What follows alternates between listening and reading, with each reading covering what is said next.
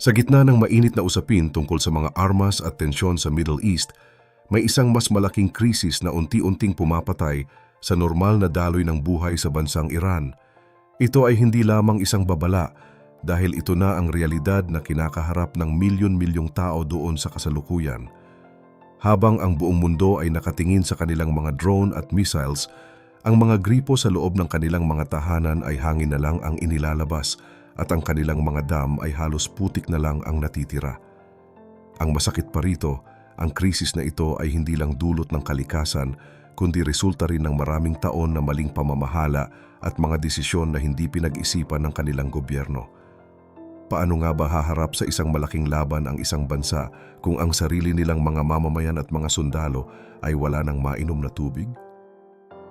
Pero bago po ang lahat, baka pwedeng palike ang video na ito dahil napakalaking bagay na ito sa aming content creators at mangyaring mag-comment sa baba kung taga saang lugar ka para malaman namin saan umaabot ang ating mga video.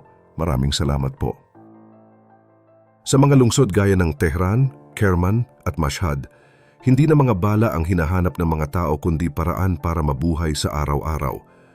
Makikita mo sa mga kalsada ang mahabang pila ng mga tao na may dalang mga galon at nag-uunahan sila sa bawat patak na lumalabas mula sa mga water tanker. Ang modernong imahe ng Iran ay unti-unting naglalaho dahil sa matinding uhaw at gutom na nararamdaman ng publiko. Kapag ang tao ay wala ng mainom at wala ng makain, ang takot ay napapalitan ng galit at ito ang nagiging mitya ng malaking kaguluhan sa loob ng bansa. Nakakapagtaka rin na ang isang bansa na kayang magpakita ng lakas sa labas ay hirap na hirap magbigay ng pinaka-basic na kailangan ng sarili nilang tao. Hindi rin ligtas ang kanilang militar sa problemang ito dahil kahit ang mga sundalo sa field ay nakakaranas na ng kakulangan sa supply. Sa katunayan, lumalabas ang mga ulat tungkol sa tinatawag na 20-round crisis kung saan pati ang bilang ng bala ay limitado na dahil sa hirap ng logistics. Pero ang mas matinding kalaban ng mga sundalo ay hindi ang kaaway sa harapan, kundi ang dehydration. Ang isang sundalo ay kailangan ng 15 hanggang 20 litro ng tubig kada araw para makagalaw ng maayos sa gitna ng init ng labanan. Kapag ang katawan ng tao ay naubusan ng tubig, nawawala ang focus ng isip at mabilis na nanghihina ang mga kalamnan nila. Kahit gaano pa katapang ang isang sundalo, hindi niya kayang labanan ang limitasyon ng kanyang sariling katawan kung wala siyang mainom. Dahil dito, ang plano ng Iran na patagalin ang anumang labanan ay mukhang malabong mangyari dahil hindi nila kayang suportahan ang pangangailangan ng kanilang malaking hukbo. Ang pagpapadala ng tubig gamit ang mga truck ay napakahirap dahil ang mga tanker na ito ay mabagal at madaling targetin ng mga drone o airstrike mula sa kalaban. Isang tama lang sa isang tanker ay sapat na para mawalan ng kakayahang lumaban ang isang buong unit sa loob lang ng ilang oras. Hindi lang ang pagkawala ng tubig sa gripo ang kailangang ikatakot ng mga tao sa Iran ngayon. Dahil sa pagbaba ng antas ng tubig, damay na rin ang kanilang supply ng kuryente. Ang kanilang mga hydroelectric power plant na umaasa sa lakas ng agos ng tubig ay hindi na rin makagawa ng sapat na enerhiya. Kapag tuluyang bumagsak ang linya ng kuryente, hihinto ang mga pasilidad na naglilinis ng tubig para maging ligtas itong inumin.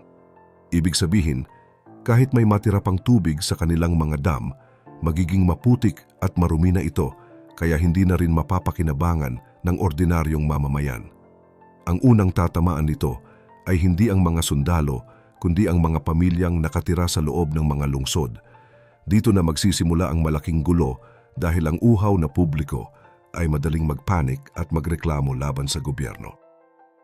Ang pinaka-nakakagulat na balita ay ang pag-amin mismo ng kanilang energy minister na si Abbas Al-Yabadi. Sinabi niya na handa ang Iran na bumili ng tubig mula sa mga karatig bansa. Isipin niyo, ang isang bansang ipinagmamalaki ang kanilang nuclear program at mga modernong armas ay hihingi ng tulong sa Afghanistan na pinamumunuan ng Taliban para lang sa tubig. Ito ay isang malinaw na senyales na hindi na nila kayang solusyonan ang sarili nilang pangangailangan. May mga ulat pa nga na pinag-uusapan na ang posibleng paglikas sa ilang bahagi ng Tehran ang kanilang kabisera. Pero paano mo ililipat ang milyon-milyong tao ng sabay-sabay? Saan mo sila dadalhin kung pati ang ibang mga lungsod gaya ng Isfahan at Yazd ay tuyot na rin? Maraming tao na ang nagsasabi na hindi missiles mula sa ibang bansa ang papatay sa kanila, kundi ang maling pamamalakad ng sarili nilang pamahalaan. Naalala niyo ba ang nangyari sa Khuzestan noon? Nagkaroon doon ng mga malalaking kilos protesta at sinugod ng mga tao ang mga gusali ng gobyerno dahil wala silang mainom. Para sa marami, preview pa lang iyon ng mas malaking bangungot na kailangang harapin ng kanilang militar. Habang binabantayan nila ang mga kalaban sa labas, kailangan din nilang pigilan ang galit ng sarili nilang mamamayan sa loob. Sa huli, kailangan nilang pumili kung saan gagamitin ang natitirang resources ng bansa. Ang masakit na katotohanan ay hindi na ito simpleng tagtuyot na mawawala rin kapag umulan. Bawat taon, kumukuha ang Iran ng 63 bilyong cubic meters ng tubig mula sa ilalim ng lupa, pero 45 lang ang naibabalik ng kalikasan. Ibig sabihin, ninanakaw na nila ang tubig na dapat ay para sa susunod na henerasyon. Sa Tehran pa lang, 4 sa 5 pangunahing dam ay nasa 6 hanggang 10% na lang ang laman. Sinusubukan ng gobyerno na magtipid sa pamamagitan ng pagsasara ng mga opisina at paaralan, pero pansamantala lang itong solusyon sa isang problemang napakalalim na. Sinasabing malaki ang papel ng Iranian Revolutionary Guard Corps o IRGC sa krisis na ito. Sa loob ng 30 taon, nagpatayo sila ng mahigit 600 dam para kumita ang mga kumpanyang dikit sa kanila kahit hindi maayos ang pagkakaplano ng mga ito. Ang mga proyektong dapat sana ay proteksyon sa bansa ang siya na ngayong nagpapabilis sa pagbagsak ng kanilang supply. Dito na tayo sa pinakadelikadong bahagi ng kwento dahil kapag ang isang bansa ay hindi na kayang magbigay ng tubig sa sarili nitong kabisera, doon na talaga nagsisimulang mabasag ang tiwala ng mamamayan. Sa unang tingin, akala ng marami ay dahil lang ito sa climate change o tindi ng init ng araw, pero may mas malalim at mas madilim na dahilan sa likod nito. Ang grupong IRGC o ang Iranian Revolutionary Guard Corps na dapat ay tagapagtanggol ng bansa ang siya palang may malaking papel sa pagkaubos ng kanilang supply. Sa loob ng 3 dekada, nakapagpatayo sila ng mahigit 600 dam sa buong Iran. Mukhang maganda sa pandinig, di ba? Pero ang totoo, marami sa mga proyektong ito ang hindi man lang pinag-aralan ng maayos. Ginawa ang mga ito hindi para sa kapakanan ng publiko, kundi para kumita ang mga kumpanyang konektado sa kanila. Isang malinaw na halimbawa nito ang tinatawag na Gotvan Dam. Itinayo ang dambuhalang istrukturang ito sa ibabaw ng isang lugar na punong-puno ng asin sa ilalim ng lupa. Noong ginagawa pa lang ito, marami ng mga eksperto at geologist ang nagbabala na magiging disaster ang lokasyong iyon, pero itinuloy pa rin ang proyekto para sa pera. Noong napuno na ang dam, natunaw ang lahat ng asin sa ilalim at humalo ito sa tubig. Ang resulta? Naging mas maalat pa sa dagat ang tubig na dapat sana ay inumin at gamit sa pagsasaka. Dahil sa maling desisyong ito, daan-daang libong ektarya ng lupa ang nasira at ang mga pananim ay nangamatay. Para na ring sinira ng Iran ang sarili nilang lupa gamit ang sarili nilang kamay. Dito natin makikita na hindi lang ito simpleng natural na sakuna, kundi resulta ng maling prioridad. Alam nyo, sa kasaysayan ng mundo, ang kakulangan sa tubig ang isa sa pinakamabilis magpasiklab ng galit ng tao. Kayang tiisin ng tao ang hirap o kawalan ng kalayaan, pero hinding-hindi nito kayang mabuhay ng walang tubig. Ngayon, nagsisimula na ang mga seryosong pag-aalsa sa mga probinsya gaya ng Khuzestan. Ang mga tao doon ay humaharang na ng mga water tanker at sinusunog ang mga gusali ng gobyerno dahil sa tindi ng uhaw.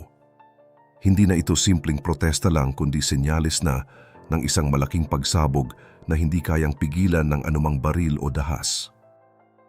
Sa huli, kahit gaano pa karami ang missiles o gaano pa kalakas ang militar ng isang bansa, babagsak at babagsak ito kung ang pundasyon nito ay tuyong lupa at asin. Ang Iran ay parang isang matibay na kastilyo sa labas, pero ang loob ay unti-unti nang gumuguho. Ang masakit pa rito, ayon sa mga scientist, ang tubig nila ay sapat lang para sa 50 milyong tao, pero ang populasyon nila ay umaabot na sa 100 milyon. Doble ang dami ng tao sa kayang buhayin ng kanilang kalikasan. Ngayon, napipilitan na silang umangkat ng pagkain sa ibang bansa dahil hindi na sila makapagsaka ng maayos. Ang tanong para sa ating lahat, kung sa atin kaya mangyari na mawalan ng tubig sa loob ng 1 linggo, tingin nyo ba ay mananatiling maayos at payapa pa rin ang ating komunidad? Ano ang gagawin nyo kung ang gripo nyo ay tuluyan ng matuyo? Ibahagi mo naman ang sagot mo sa ibaba at huwag rin kalimutang mag-like at subscribe para sa mas marami pang updates gaya nito.